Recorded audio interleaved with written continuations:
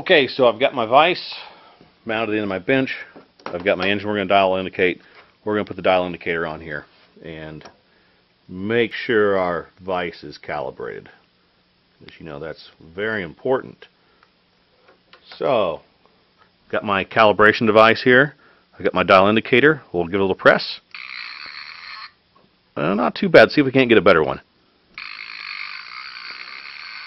Now that's wet enough and the duration's good. So I'd say our vise is in calibration. So let's go ahead and mount the engine up. You guys thought I was dry and stuffy. Never know when Uncle Gus has been drinking. Okay, so we've got our engine. We're going to present our dial indicator to the clutch hub.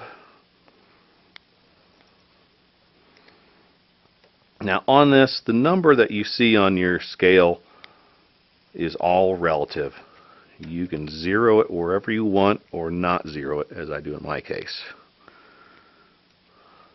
You just want to make sure it's in contact for the entire rotation.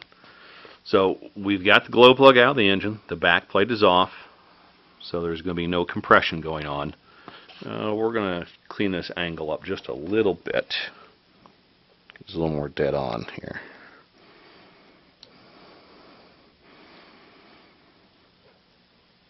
Sorry, I don't mean to breathe heavy into the microphone.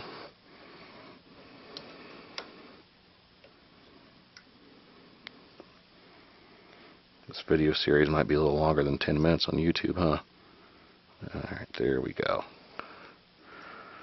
Alright, so I'm going to give this a quick spin just to make sure we're in contact all the way around.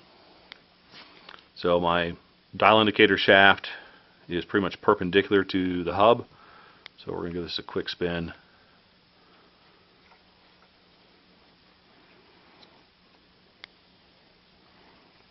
Now the other thing that's kind of funny too, like I said, actually this is a 46AX, this is an ABC engine, and it's real tight over the top dead center, but that, if we're careful, won't make much of a difference here. So if we look at the scale, right now this is sitting about 86 thousandths, and I'm going to zoom in on this, see if we can't get a little closer here. We can't drop the old tripod right in on it. Okay, so just take my word, that's about 85, 86 thousandths there. As I rotate this, there's the threshold of 90. Back around, coming down the other side. Back to about 86. 90. Almost 90 and a half right there is the high spot. Back to about 86, 85 and a half. So I basically got about 6 thousandths of run out. So what we're going to do is we're going to put the engine back at bottom dead center. So I can feel it with my finger. It's out of view of the camera. I'll put my crank lock tool back in. So bottom dead center. I'm going to bring this back out. And we now need to get a reference mark. So we're going to take a Sharpie and we're going to mark here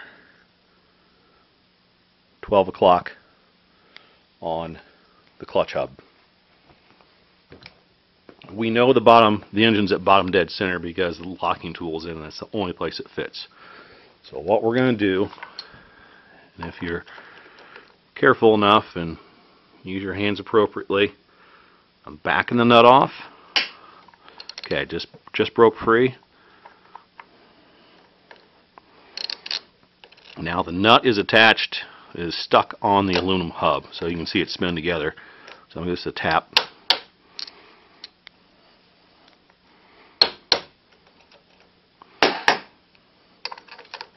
Okay, it's free now. So at bottom, engine's at bottom dead center, crank is locked. This was at 12 o'clock. Let's take a wild guesstimate. Let's put about 3. So now it's at 3. We're going to snug this back down again. Coming up. Nice and light. Now it's getting hard. Alright, it's torqued down pretty good.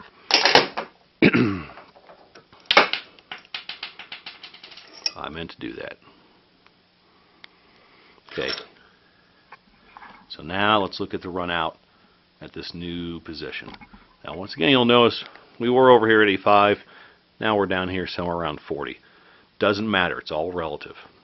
So I'm going to start to rotate the engine. We're at 40. Oh my. That's nice. Sometimes you literally get that lucky just by moving it a little bit. So now we are literally less, right, maybe 1/1000th of an inch. So what we did to back up here, I hate it when I get this lucky when I'm doing these instructionals, because it would be better if it took us 90 minutes to do this, right? Because it's what's going to take you if you're not lucky. We locked it down. We made our first mark. We were at 12 o'clock. We loosened the nut up. We rotated the clutch, a fixed rotation. In this case, we went from 12 o'clock to 3 o'clock. We tightened it back down, and we checked the run out again. In this case, the second attempt, spot on. If you get down to 1/1000th, you're in good shape. But if not, let's say it was 4,000 or 6,000th the first time. Let's say it was 4,000th the next time. Well, we might back it off, slip it down to the 6 o'clock position, tighten it back down, check it again. Okay, let's say now we're down to 2,000ths. Okay, so let's loosen it back up, because let's say our goal is 1 or less. We loosen it back up, we rotate around to the 9 o'clock position.